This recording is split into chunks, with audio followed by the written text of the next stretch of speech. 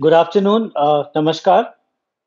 I'm Professor Ramesh Chandra Gaur, Dean in Kalanidhi Division, Indira Gandhi National Center for the Arts. Extend a very hearty welcome to all of you in today's virtual book discussion. Today, we have honor of having a discussion on the book Coastal Science and Transnational Maritime Networks Across India and Southeast Asia, which is written by Professor Himanshu Prabha. So let me first thank Professor Ray for giving IGNCA opportunity to organize this book discussion, and we feel honored. Uh, so, a few words of introduction about the author. Professor Himanshu Prabha is a research fellow, Oxford Center for Hindu Studies, Oxford. She was the first chairperson of the National Monument Authority of India, Ministry of Culture, from 2012 to 2015, and former professor at Center for Historical Study at Jawaharlal Nehru University. Her research interest includes maritime history and archaeology of the Indian Ocean and archaeology of religion in Asia. She has written several books. Some of the important books includes Decolonizing Heritage in South Asia, the Global, the National and Transnational, Archaeology and Buddhism in South Asia in 2018, Buddhism and Gandhar, and archaeology of museum collections, the archaeology of sacred spaces, and so on. So we feel honored, Professor Ray, in welcoming you and thanking you. And for this important book discussion, virtual book discussion, we have very eminent panel.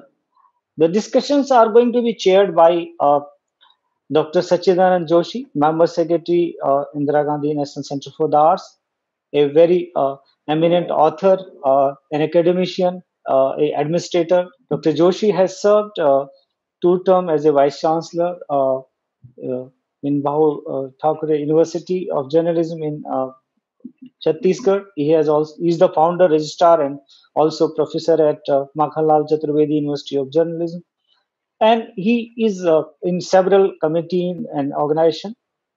Just on 12th, he has been honored with a very eminent award. So, sir, congratulations you on receiving the award for your contribution in promotion of Indian culture and your other academic contributions. And thank you for agreeing to chair this discussion. We have with us other two eminent panelists to help us in this virtual book discussion. We have Dr. T.C. Raghavan, who is currently the Director General of a very important organization in Indian Council of World Affairs, uh, a PhD scholar from University Jawaharlal Nehru University. He's having several interests in culture and as an officer from Indian Foreign Services, he has served as Indian High Commissioner to Pakistan from 2013 to 15. He has also served as a commissioner in Pakistan earlier. He worked in Ministry of External Affairs and various other assignments in Pakistan, Afghanistan, Kuwait, UK, Bhutan, etc. So we welcome you, sir, and thank you for your kind presence. We also have Professor Madhu Bhalla, who is editor of Journal of Indian Council of World Affairs. And thank you, ma'am. And we are very honored to have you in this program. And this program is coordinated by my colleague, Dr. Joy Kuriakose. Thank you, Joy, for putting everything in order and bringing all the panelists and making this program possible today. South and Southeast Asia shared a lot of common heritage. And when we talk about the connect between India and Southeast Asia, there is a lot of connects, lot of common shared heritage in terms of religion, in terms of documentary heritage, in terms of monuments and various kind of heritage. As the book focus on very important aspects of coastal science and also maritime heritage. And Professor Himanshu Ray is one of the expert in the field. Must have given some lot of new and innovative ideas. So let's begin the program. by having an introduction of the book from the author herself. Now I would like to invite Professor Ray to give author's perspective about the book to start the discussions. So over to Professor Ray. Thank you, Professor Gaur, and thank you, Dr. Joshi, for inviting me. I'm really honored that IGNCA has invited me to discuss this book, and I'm really grateful to both Dr. Raghavan and Professor Bhalla for agreeing to discuss and to give their comments. So, what I'm going to share screen, and I will show some slides. So, just to give an idea of what the book is about before I hand over to Dr. Raghavan. So I'll just bear with me while I share screen. Is that all right? Can you see the screen? Yes, please go ahead. Yeah. So let me start by explaining what the book is all about and what the central argument of the book is. I'm going to look at the coastal shrine, and through the prism of the coastal shrine, what I'm discussing are maritime linkages across the Bay of Bengal between India and Southeast Asia. The period is from 3rd century BCE to 13th century CE. Now, why the coastal shrine and why at all is it important? Because normally, when we study history, the shrines, wherever they are located, are studied within the context of the history of the nation state. So, in a way, the shrines along the coast or inland or wherever else are looked at from the point of view of really the nation state, in this case, India, or in the case of Southeast Asia, the countries of Southeast Asia. It has been seldom has the shrine been discussed with reference to each other. Seldom have the shrines been brought into dialogue with each other. And the point I'm trying to make is that perhaps it is time that we reconsider some of our coastal monuments, such as a temple or a shrine, which looked both across the seas and also connected inland, but it is across the seas where their relevance lies. So can we really move across? Can we really think beyond looking at national heritage to look at transnational heritage? So to really look at a shared heritage rather than only looking at shrines as Indian heritage or in terms of our own country. So that's one of the reasons why I decided to write this book, because I think it's also important to understand that when we are looking at a pre-modern period, when we are looking at a pre-15th or 16th century period, there were no maps, there were no atlases which guide us as to where the various states are located, or where various landing points are located. And this, I put in this map, this is a 15th century representation of what Ptolemy wrote in the 2nd century. So Ptolemy just provided the coordinates, but the map was made in the 15th century. And as you see, as pointed out by this arrow, these are the winds, these wind heads. There are about 12 of them, which are all across the globe, which have been represented in the 15th century. So two things become very important in this. The blue, which is the ocean. The peninsula is not very correctly represented. India, in fact, is much smaller than Southeast Asia. But the winds play an important role. So is it possible to understand how in the pre-modern period or the pre-colonial period, how the winds, what impact did they have on heritage routes? What impact did these heritage routes have on traditional knowledge systems which traveled through these routes? So it is this kind of a terrain with the emphasis on the waters and the emphasis on the winds that I think we need to think about when we are looking at an earlier period where this information was not available in terms of cartography or in terms of maps. And this I will come to why my coastal shrine becomes important in this kind of a situation. So the book has 4 connecting themes. The first one is the written word. And by the written word, I mean both the script as well as the languages.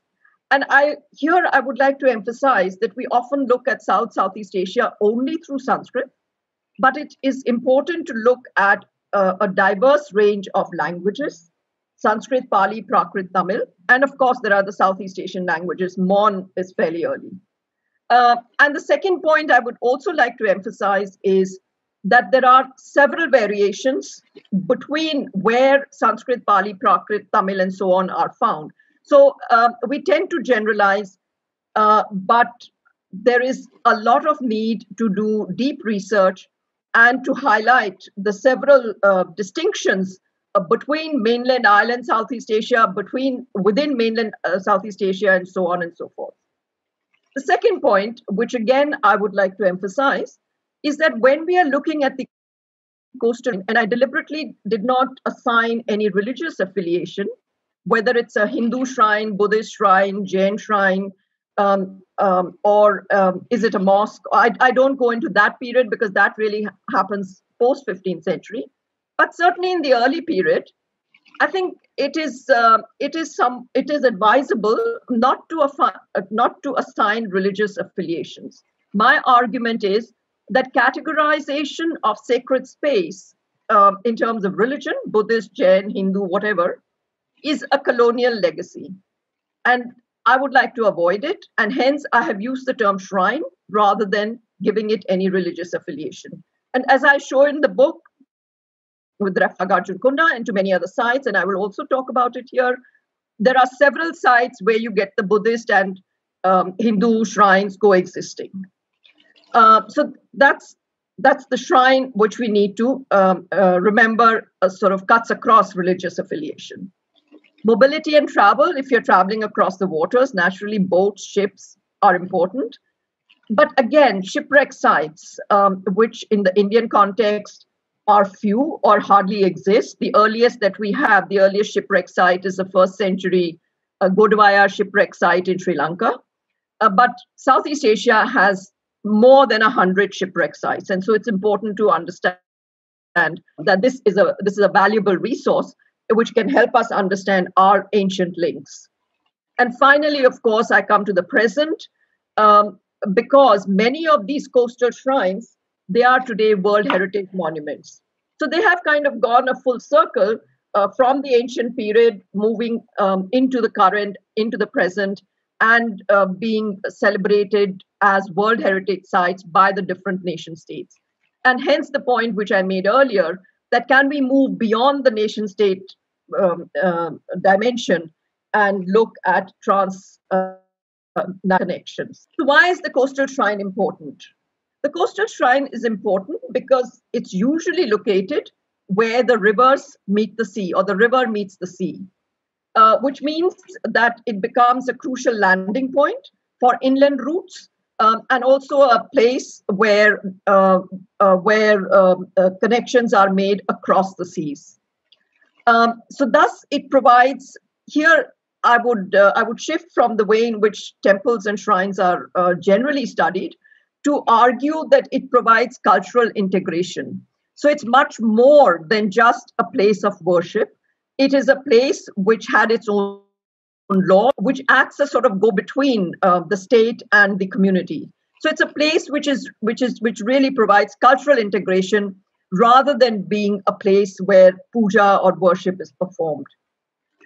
We also have several instances of coastal shrines being linked as important centers of pilgrimage.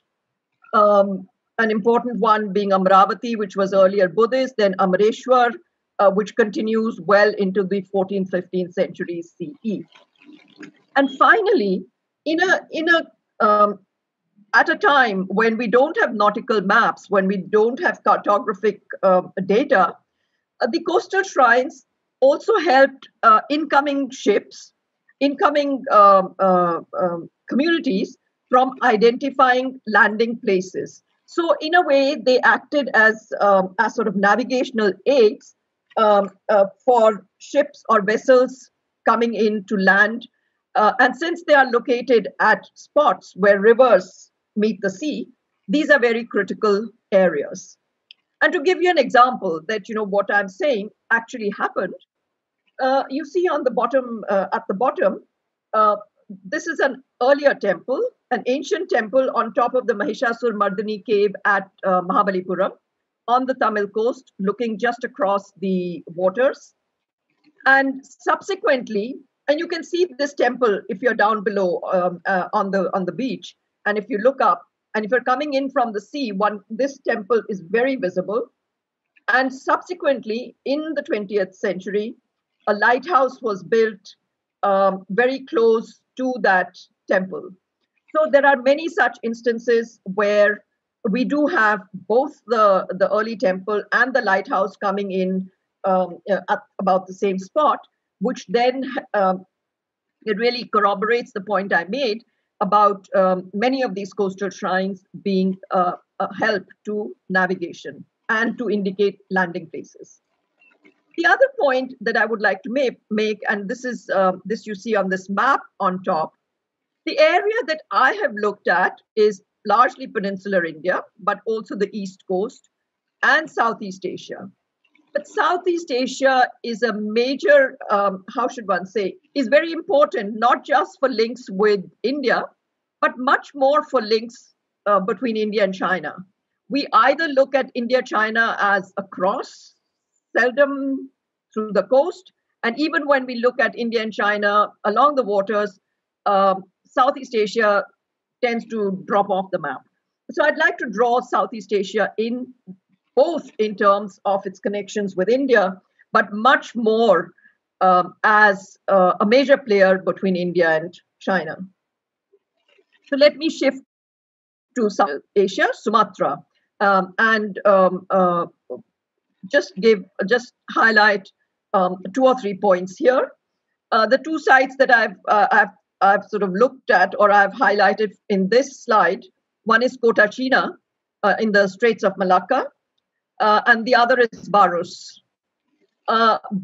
Sumatra is also important because there are several Tamil inscriptions that have been found, particularly at Barus. This is an 11th century inscription, Tamil inscription, which was found from Barus. Barus is also a place where there are remains of temples, sculptures, so on. This inscription refers to payment of taxes by ships calling at Barus. And there are references to the local, to the South Indian Merchant Guild, Ayavoli. I would also like to highlight that while we do talk about, generalize and talk about Tamil and Tamil merchant guilds, what one needs to take into account is much more peninsular India rather than the present state of Tamil Nadu. And again, the religions that we need to take into account are both Hinduism and Buddhism. And this becomes important in this slide, where a granite image of the seated Buddha was found from Kotachina, which is on the north coast of Sumatra. And this image, this seated image of the Buddha is very close to what granite is not a local stone. So granite images could not have been made at Kotachina. But granite is a local stone in Tamil Nadu. And we have lots of images, seated images of the Buddha made of granite at Nagapatinam, which I will talk somewhat later. So clearly, it's not just in India that there are coastal shrines. These coastal shrines are all across several parts of Southeast Asia and all the way up to China. An important region or an important site for my purposes is Nagapatinam. I just mentioned the granite seated Buddha from Nagapatinam, which was found at Kotachina. Nagapatinam doesn't exist today. This brick tower that you see is a tower that was drawn in the early 20th century by Walter Elliot, but it was demolished in 1856. So today, if you go to Nagapatinam, you do not see this. There are colonial structures that you see at Nagapatinam, Nagapatinam is also part of, on this map, of one of these sites south of Mahabalipuram. It is also a site very rich in fishing resources. And by and large, Tamil Nadu today is known as a place or a region for temples, for Hindu temples. Buddhism is seldom remembered as far as Tamil Nadu is concerned, but Nagapatinam is an important site, continued to be an important site all the way up to the 15th century. It has inscriptions both from kings of Sumatra, but also from the Chinese. There are references to donations from travelers from China. Now, at the other end of this network that I talked about is this site, which is the pagoda on the outskirts of Shanghai, on the coast of South China.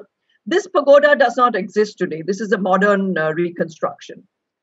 We do know from the foundations, from the archaeological excavations, that there was a similar tower built there in the 11th century. And this tower was then subsequently destroyed.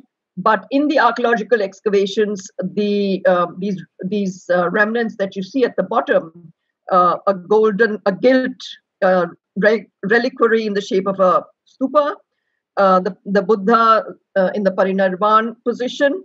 So all these sites that objects that one sees at the bottom are objects found in archaeological excavations. So clearly, the link extends all the way from the Tamil coast to the south, to Shanghai, to the South China coast. And this is not just through archaeological excavations, through Buddhist remains, but also through inscriptions, the Tamil inscriptions, which have been found, as I discuss in my book, all the way to China. Another important temple at Nagapatinam is the Kaya Rohana Swami temple. And this temple has about 20 inscriptions of the 12th century.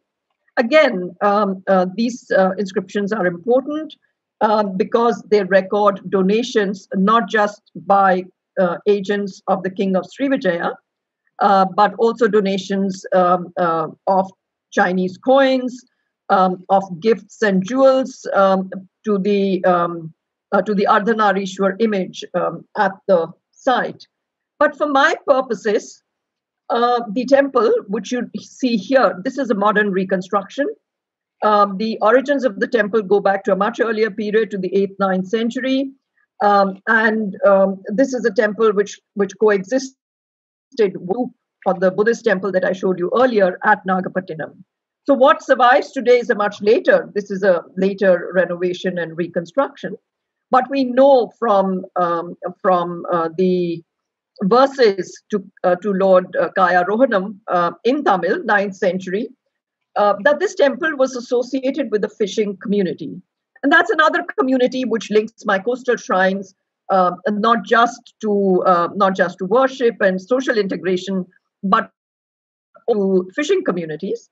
And I found it really fascinating. And even today, and I think IGNCA at one stage has recorded some of the rituals of the fishing communities associated with the Kaya Rohana Swami temple. And even today, the fishing community, the local fishing community, visits this temple for various important occasions and provides donations to this temple. You can see the fish which have been added on as a sort of donation, as gifts to this temple.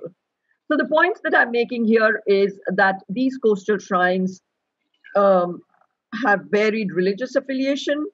They address different communities, fishing communities, communities of traders, communities that travel from the seas inland, and communities which use these shrines more as navigational aids. That means the sailing communities and the communities coming into land. Let's move to my second topic, the second theme that runs through the book, which is mobility and travel. I have talked about the fact that there were more than 100 shipwreck sites that have been found in Southeast Asian waters. And these waters are really rich. Nearly 4 to 5 shipwreck sites are found almost every year. Most of these date to the post-13th century period, but there are two, the 9th and 10th century wrecks of Belitung and Intan, which are very important because they carried huge cargoes of Chinese ceramics and have usually been studied, and this is why I brought them in, and this is why I find them fascinating, have usually been studied in terms of Chinese connections with Southeast Asia. But what I think is under-researched and what needs to be highlighted are these Buddhist symbols on Changsha bowls, the swastika. And this is not the only one. I mean, for the talk, I have just taken out one slide, but there are many more such objects with Buddhist symbols, ritual objects of Buddhism, and so on and so forth, which have been found on these shipwrecks, which generally get to be discussed in terms of trade and trade networks between China and Southeast Asia.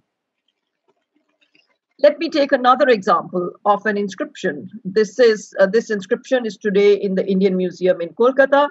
It was found in the 19th century in 1835 on the west coast of Malaysia near a Buddhist temple. It's a 5th century inscription which refers to Buddhagupta, who traveled from Bengal, and he set up this stone, this stup, after on a successful completion of his voyage. So really as thanksgiving.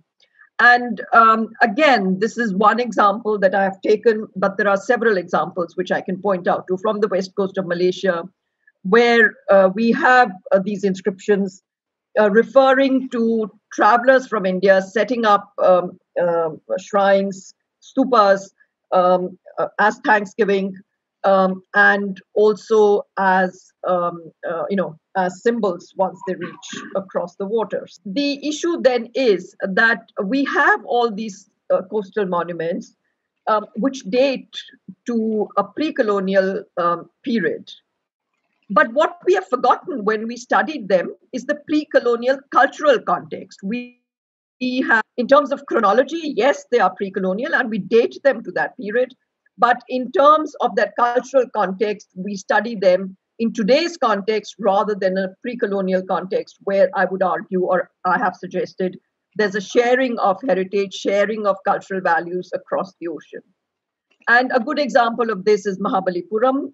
I've shown you earlier a picture of that, which is today a World Heritage Site. But if you look at the reasons why Mahabalipuram was chosen, or the way it is described as a World Heritage Site, there is no recognition of its transoceanic links. It is associated with the Pallavas, and it is seen as a beautiful example of Pallava architecture, art and architecture. So my point then is, have we forgotten the transoceanic links of these these important coastal sites when we curtail them and restrict them to just looking at local dynasties and in terms of national art and architecture? And this is where I point out that perhaps it is time to look at heritage roots, to look at connections beyond national boundaries, because maritime heritage, as you know, it draws on the past, but it creates relevance for the present. And I think the relevance for the present is the connections and the maritime connectivity. There are several challenges. I am not for a moment suggesting that this is going to be a cakewalk, and I'm very well aware that there are several challenges. The first challenge is that if you look at the way in which the categorization of monuments has been done in India, there is no category for most maritime, coastal, or island heritage. So my first point is, yes, the first challenge is that we need to recognize that there is a coastal heritage, there is a maritime heritage. And this example is a very good example. It is a brick tower, This is an earlier picture. If you go today to that part of the coast, you don't see the tower as high as this. Most of the tower is gone. You only see the base. And then there is a little ASI, I think. It's not a protected monument, but sort of a little boundary has been made around it. What I found extremely distressing, there is a wildlife sanctuary just across the road from this coast. This is on the Tamil coast. The sanctuary is protected, but heritage does not get protected, and this is not the only one. I mean, I can give you many examples. So my point and the challenges that I see ahead are, first, we need to recognize that there is a maritime coastal heritage. And it's only then that we move forward to both, looking at connectivity, to looking at the fact that these sites or these shrines or these temples or these structures look both across the oceans and inland. And my second challenge, and which I'm very well aware of, is can we think in terms of beyond the nation state and think in terms of a shared heritage? So with that, I will stop. I look forward to your comments, and thank you very much once again. Thank you, Professor Himanshu, for such an comprehensive and interesting overview. It seems very interesting and fascinating. I'm sure every viewer or reader would like to and love to read this book. You very rightly put it as a point of cultural and social integration, tool for navigation, and also tracing and study the ancient language, script, inscriptions, and also stressing the various kind of our journey of Buddhism and its tracing remains. And very rightly, you have put the challenges, and I can assure you, like recently in our discussion, we have at Ministry of Culture, there is a certain which are very much in the tune with your concern and challenges. What you have put it in the last slide, like this marine heritage and even marine archaeology, like there are certain programs and plans are being discussed, and I may not able to disclose anything right now, but maybe in next 6 months you will see some positive steps in the direction. And thank you very much for letting us know about the contents of the book. And now, moving ahead with the program, I would like to invite Dr. TCA Raghavan to put his views about the book and deliver his address. Dr. Raghavan, please. Thank you very much, Dr. Gaur, and thank you, Professor Joshi, for inviting me to join this panel. I'm very happy to be here with Professor Himanshu Prabha and Professor Madhu Bhalla. I'm not an expert in the subject, so please pardon my ignorance, but I'm of course delighted to have had the opportunity to read this wonderful book. So congratulations, Professor Ray, on one more really excellent, thought-provoking publication. And the idea is really to make one think and think laterally. And certainly your last point about how we don't think about our maritime terms at all is entirely true.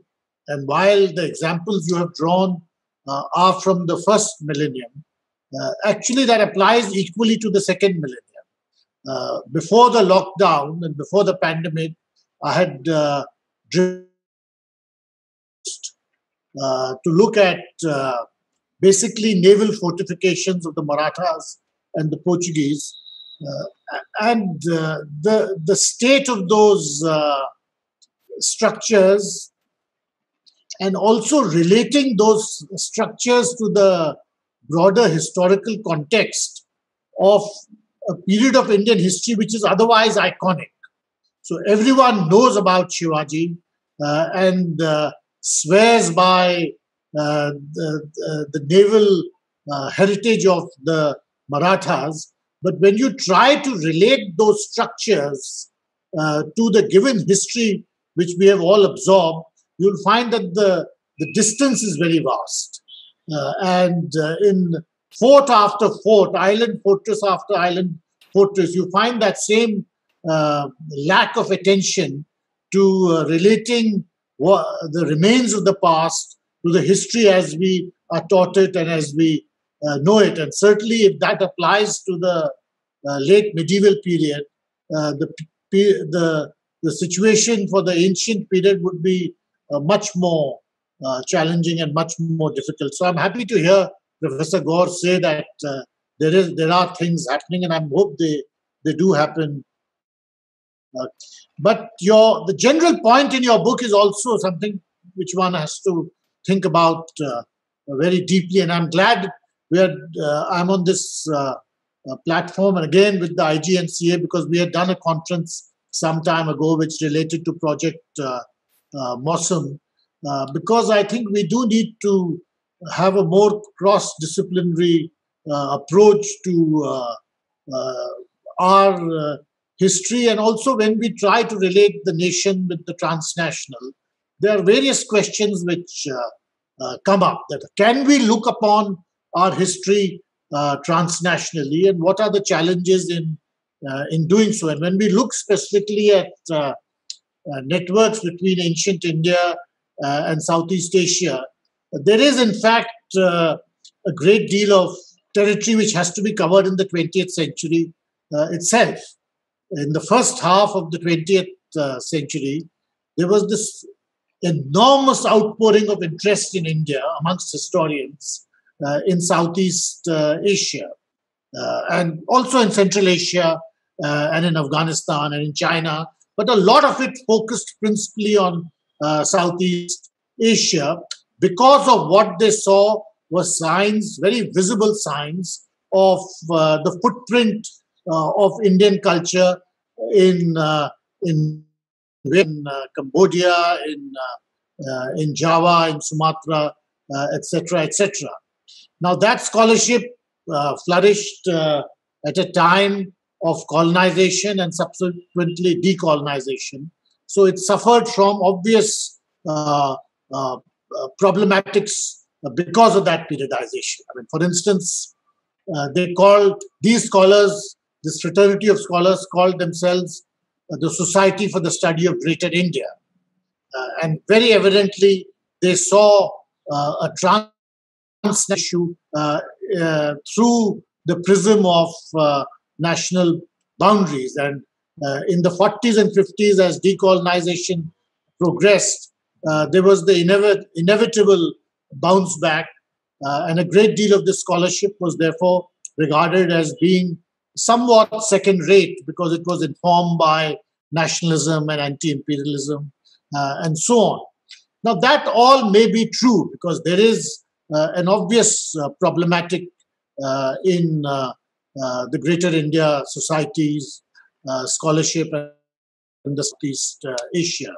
But that if we filter out the period in which that scholarship was located, which is the period of high imperialism and thereafter of decolonization, and we try to look at the scholarship itself and the questions they asked, that I think is something which is relevant to us also today, that how did scripts migrate, how did languages migrate, how did architectural principles travel from what we call today India to what we term today as Southeast Asia, the networks which were established and so on. I think those questions have a certain relevance for us today. But as I said, the bounce back because of the nationalist imprint on this scholarship was so severe that sometimes I feel, and it's somewhat diffidently because I'm not a scholar, but I do sometimes feel that there has been an unnecessary defensiveness among scholars of ancient India when they look at Southeast Asia. I think to a great extent, we don't look at Southeast Asia at all when we look at the first millennium, when we study ancient India. It's a very, very severe reaction I think, to that nationalist imprint which existed in earlier scholarship. And so much that when a Western scholar, otherwise far from any nationalist label, for instance, like Sheldon Pollock, and I think Professor Ray talks about it in his book, spoke about a Sanskrit cosmos that was severely criticized in Southeast Asia. I remember I was High Commissioner in Singapore. I reached there after that conference, but the book came out when I was there. And there was a whole book devoted to a critique of the notion of a Sanskrit cosmos. Now, that critique may have its points of validity, and as Professor Ray said, that it was not necessarily only a Sanskrit cosmos, but it had many other features to it. But nevertheless, that there were strong convergences between what was happening in India and in peninsular India and what was happening in Southeast Asia, and that we have to look at those convergences when we look at history transnationally. I think that larger point remains, and I think it is principally a point which will only be made in today's context by historians from India. So I think overcoming this defensiveness about older networks of historical networks between India and Southeast Asia is something which requires a great deal of focus. My final point is, I think this is something which institutions like ICWA, IGNCA should try to work together with each other more, and also draw in the existing work which has already been done. And I think there's a great deal of work which is by UNESCO, which we also have to take into account and try to adapt our own programs and projects so that it converges with what is happening at a transnational level. Now, these are my thoughts. I'm not an expert in the field, but I'm very grateful to you, Professor Ray, for having invited me to this panel, as also to Dr. Joshi, and I look forward to the discussion today. Thank you very much. Thank you, Dr. Raghavan, and thank you for your time and your views. I'm very much agree with your suggestion. Like, we need to work together, because most of us love to work in isolation, but we forget that in close collaboration we can achieve many more milestones. And thank you very much for your suggestion. I'm sure our members will definitely respond to that, and he's already in discussion with you on various activities and programs. So now, thank you very much. Now we move to our next panelist, Professor Madhu. She is a former head and professor, Department of East Asian Studies, University of Delhi, and currently she is the editor of India Quarterly, the Journal of Indian Council of World Affairs. So now I invite you, Professor Bhalla, for your valuable address. Please. Thank you, Professor Gaur, and thank you very much to the IGNCA for having me on this panel, and for Professor Ray in having the confidence that those of us outside her discipline have the right to speak on her discipline. So, first of all, I'd like to say that I grew up reading ancient Indian history as a history of northern India, right? And also medieval Indian history and modern Indian history as focused on northern India.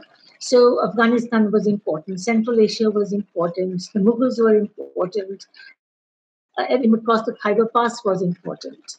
And very rarely, I think, as students, in my time at least, did we actually get to read the history of southern India. The only text I remember reading in my master's course was Neelkant Shastri.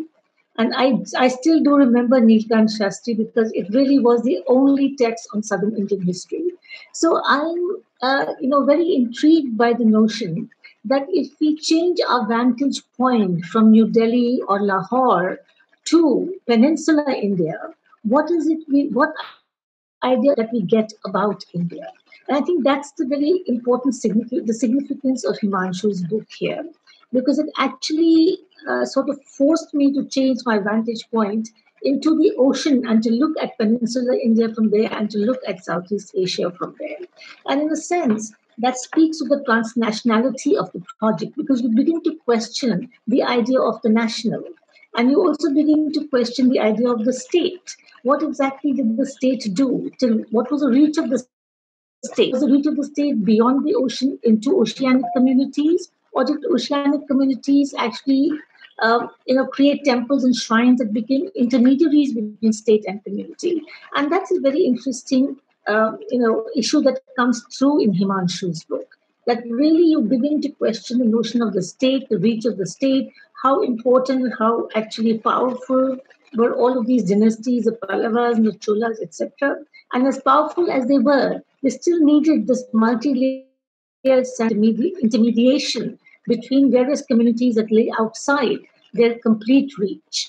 And it is to this that the shrines, coastal shrines, it seems to me, that Himanshu talks about, are very, very significant, because they were not just, examples of what was being traded. They were not just central to trade, but they were actually central to a whole cultural and political ethos that defined these days. And that's really important, because you begin to look at community differently, you begin to look at the state differently, and you begin to look at the notion of the national very, very differently as well. So in a sense, I think when Himanshu claims in her book that she is presenting a new paradigm, I think to a large extent that's right, because the paradigm suddenly is this whole view of history from the ocean inwards, rather than from the river outwards towards the ocean, or the continent, subcontinent outwards towards the ocean. So in a sense, I found the book very interesting. And although I'm not an archaeologist, and I discovered many new things in Himanshu's rendering of the archaeology of the period, what seemed also very interesting to me is that we are moving beyond a sort of a strictly Marxist rendering of our interconnections. Our actions or interactions on the ocean were not just about trade, they were also about belief. And that's important, because what this belief meant to different communities becomes very significant in the way in which we then link these coastal shrines across the coastal regions in South Asia as well as Southeast Asia. And whether we think of these beliefs as, and the interesting part is that we don't think of these beliefs during this period as being predominantly Buddhist or predominantly Hindu, but actually these are very many multi-layered beliefs. So they could coexist. If a temple was a Buddhist stupa, it was also had Hindu shrines. So in a sense, the cosmopolitanism of the time, the belief cosmopolitanism of the time becomes very significant in the way in which these communities survive and these shrines actually develop. So that, I think, I found very interesting, because in our 20th century conception of religion, religion has so many boundaries that we don't see religion as being porous and speaking, religious communities as speaking to each other or coexisting with each other. So in a sense, I think that sense of the limitedness or the very, very stringent frameworks within which religions operate today is also being questioned here in this discussion of coastal shrine. And I think one of the questions that we might want to ask ourselves is, how did we get to this point? From that point to this point, how did we get to this point? And why did we get to this point? And do we need to get out of this point in terms at least of our conceptions of a common cultural world? The other thing I found really interesting in the book was that in many ways, the very multi-layered idea of these communities comes through. What forms these, how we can define these through very many different ways. Language, for example. And I think in that sense, maybe the reaction to Sheldon Pollock was, in a sense, legitimate, because this was not a Sanskrit cosmopolis. This was actually a cosmopolis of very many different variations of Sanskrit, Pali, Prakrit, and the local languages. And they all intermeshed in one sense in a kind of communicated cosmopolis. So really it was not the ascendancy of the Sanskrit cosmopolis that we see here. And therefore I think the Southeast Asian reaction is probably very much to the point. The other thing, of course, is that when you have the word, as one of her chapters says, and then you have the shrines, and you have the rituals, and you also have, in a sense, the architecture of the period that speaks to each other. So, in a sense, what we are looking at in the coastal shrines, and especially if you link them, is the way in which all of these traditions moved back and forth across these areas to inform local traditions with external influences. And I don't get a sense from the book about the resistance to this. I get a sense from the book about the acceptance of this. So, whereas today we think about cultural influence as being, as being hegemonic, I think that sense of the hegemonism of these influences does not really come through. So we have a sense of, at least I have a sense from the book, of the creation of communities in which our external influences were very much welcomed and accepted and perhaps transformed into with local traditions. But there was not that kind of rejection of these as foreign or as alien. So the sense of foreign and alien, I think, it is itself to be questioned. What do we consider alien? When did we start to consider many of these things alien? And why do we consider external influences alien at all? And within cultures, is the sense of alien or is the definition of alien, then should it be interrogated in any kind of clear and real sense? And finally, I think the sense of a transnational heritage, I think, is a valuable one. Because to claim heritage as national undermines the whole sense of how heritage is created. And if heritage is created through multinational or multi-geographical, I should say, influences, then the sense of a national heritage itself, I think, is to be interrogated much more closely. What really is national? And even if you look at the medieval structures in this country, architecture of this country, how much of this is actually national? How much of the Lal Killa is national? How much of the Taj Mahal is national? How much of any temple in the south, for example, is actually national? Or temples in Southeast Asia is actually national? So the notion of the national in culture becomes antithetical to the notion of culture itself, in a sense. So I'm sort of I'm looking at this book in terms of how it breaks through many of the accepted notions of state, the reach of the state, the idea of the national, the idea of history itself, as we have seen it written across many decades in this country, and where we need to change these vantage points, move across these vantage points, look at different ways of looking at history. So our entry of history depends on where we are standing today. If we stand in the Andaman Islands, we will see our history completely differently. If we stand in Lahore, we will see it differently. So in a sense, I think that change in the vantage points is very important to be able to open out the historical discussions on the past and to include many more different ways of looking at what was important to communities that lay along the coast or communities we haven't considered as part of our history before this.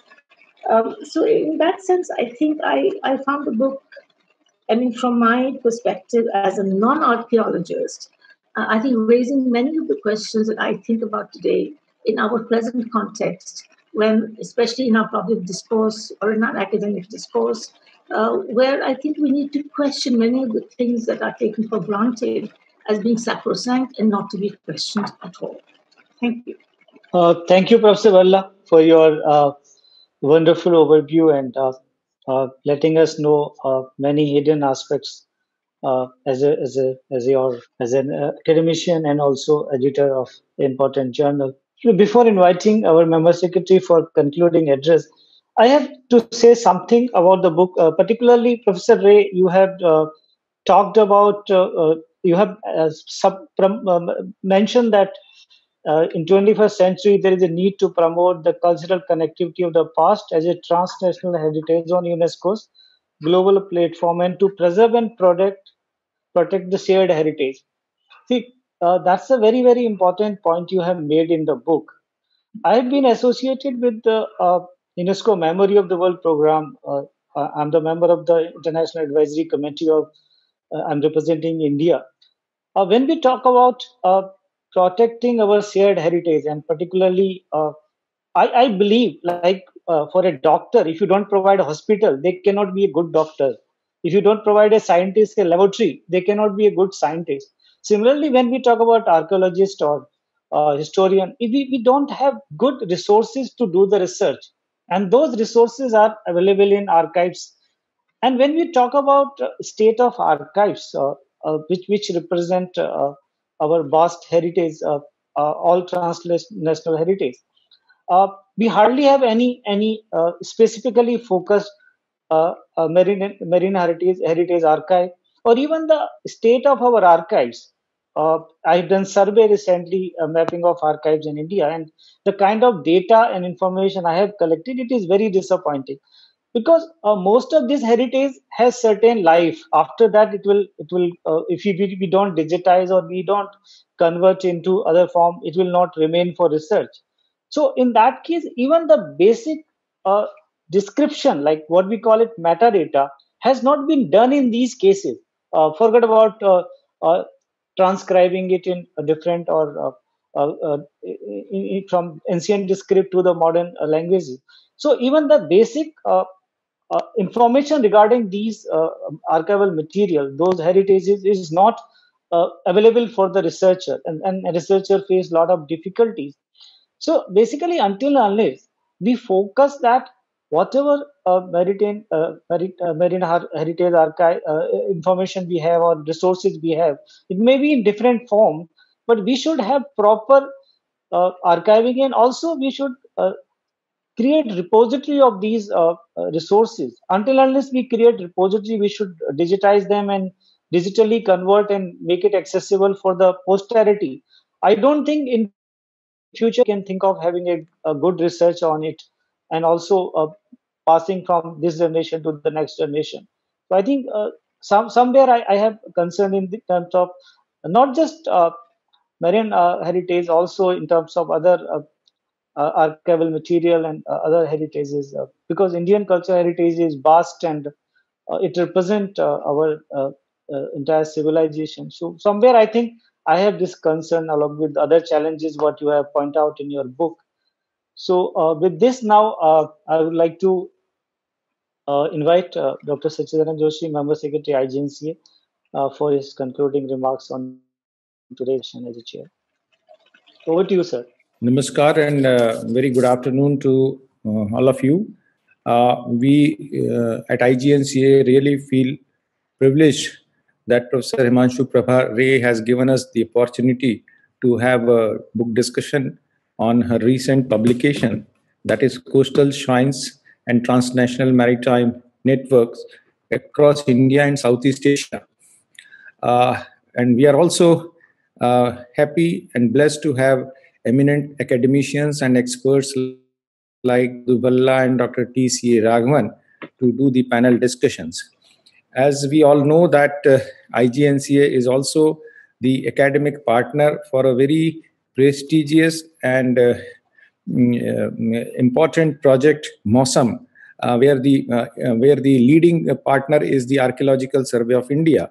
And Shri Joy Kuriakose, who has coordinated this event, is the project director of Mossam, Project Mossam. And the entire idea of Project Mossam is to create a transnational nomination for the maritime heritage and culture across the coastal line of India. As we have really seen during the discussion also, and in the initial remarks and introductory remarks given by Professor Himanshu Prabha Ray, our coastal heritage has been grossly neglected. In fact, the point which she raised as the challenge is a very alarming point, that the maritime heritage and the coastal heritage has not been separately identified as a heritage in our archaeological accounts, and which is an alarming situation and which is an important suggestion.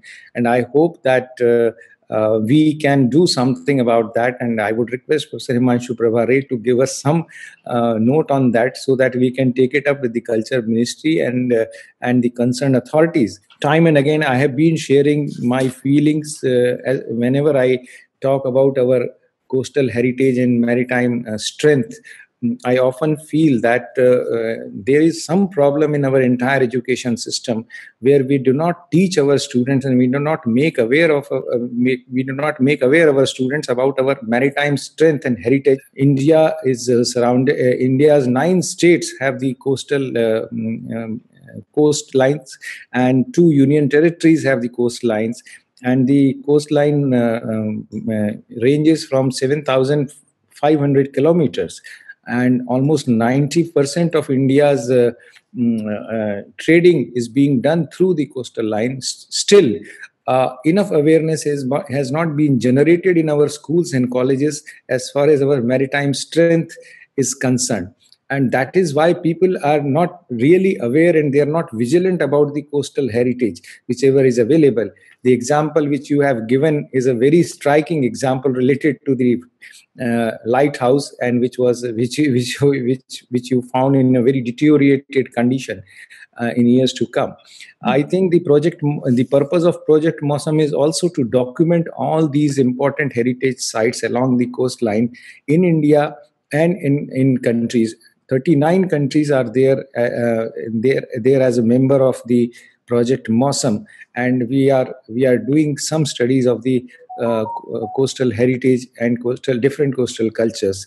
We have started one pilot study along the coastline of India, and requested eminent experts and scholars of 9 states to give their account as far as their state is concerned. So at least by the end of this year, we would have a very good documentation of the coastal heritage which is available alongside the India's coastline is concerned. In fact, even that is not a very lesser work. Joy Kuriakose is after that project, and he is monitoring this project.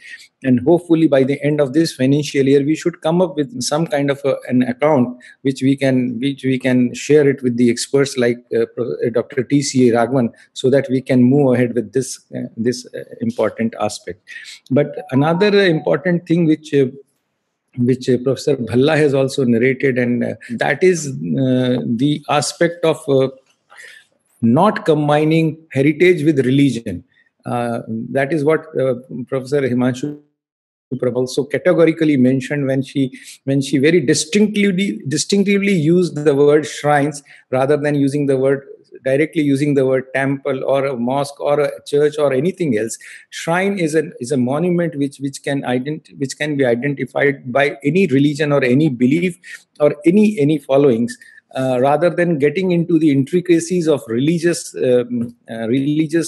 I would not say conflict, but religious disagreements, we have to focus on the heritage. And as Professor Madhu Bhalla has rightly said, that there can be a multi-layered belief as far as the monument is concerned, and which we need to understand, because it is a long page of history which moves into hundreds of years, and we cannot really predict what kind of belief and what kind of practice and what kind of rituals were taking place in those monuments or those shrines. But nonetheless, they all are our part of history, and we need to very cautiously and very judiciously to take those things into account. Another important point that Dr. T.C.A. Raghavan has suggested was the unnecessarily defensiveness of our scholars as far as Southeast Asia is concerned. That should also be taken into account, and I am happy that a person like Professor Madhu Bhalla is on the panel, who is an expert in Southeast Asian studies, East Asian studies especially. There has been less emphasis in our academic arena also on the studies related to East Asia.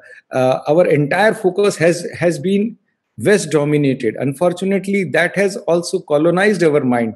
Though we are a free country as far as the political entity is concerned, but still there is a large group which has the colonial bent of mind and which creates unnecessary defensive nets as far as our relations with our neighbors, especially people who are culturally aligned with India.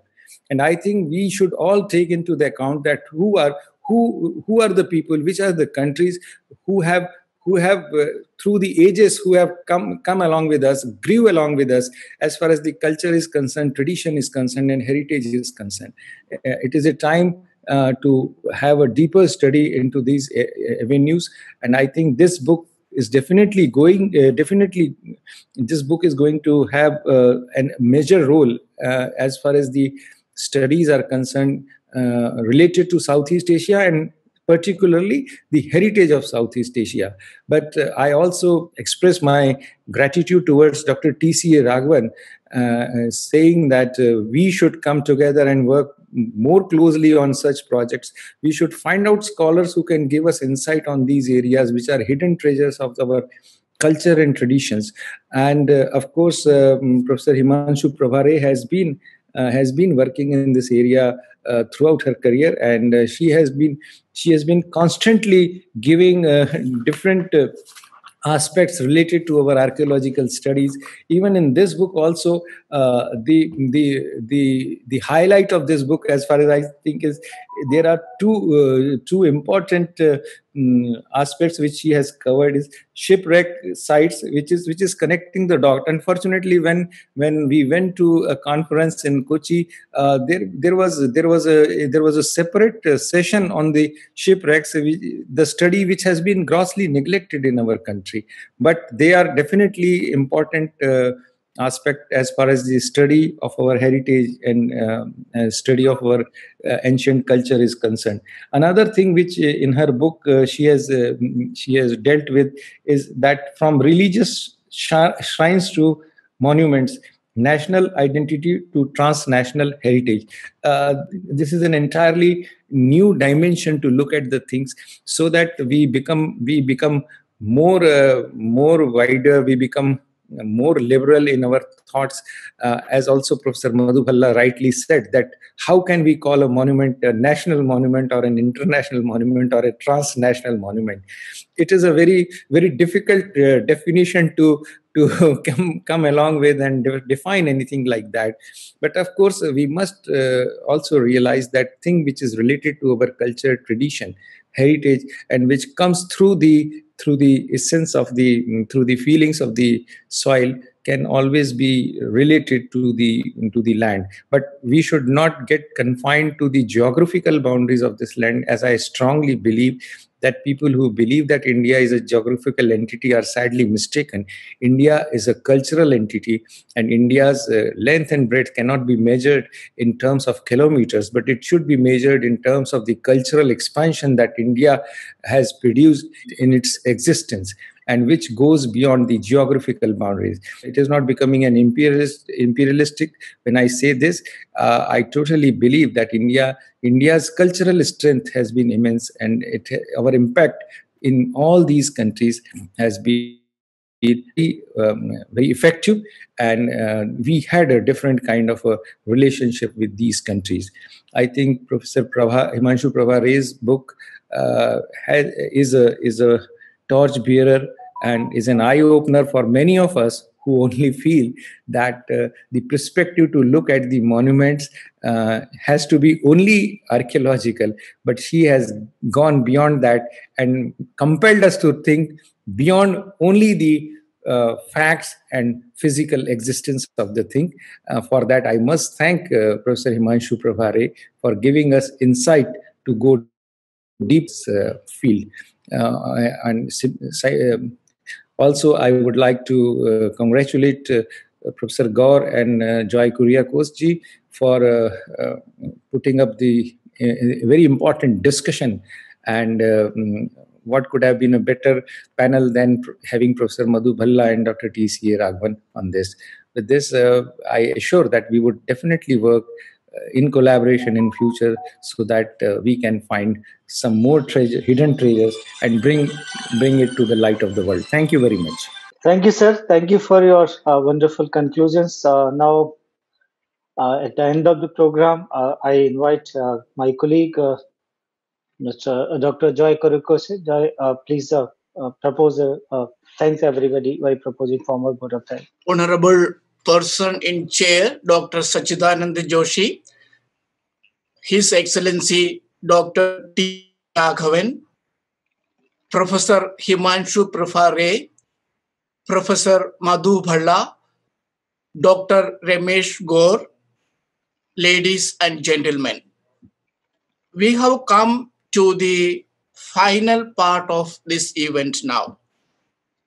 On behalf of Indira Gandhi National Center for Arts, I thank Professor Ray for her erudite presentation of the book titled Coastal Shrines and Transnational Maritime Networks across India and Southeast Asia.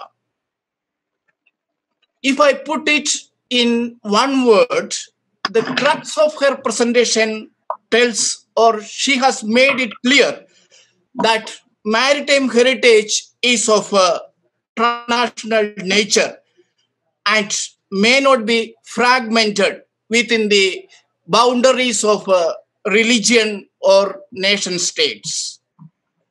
The volume is indeed an essential reading for researchers and academicians in the field of archaeology, anthropology, geomorphology, maritime law, international law, religious studies, cultural studies, etc.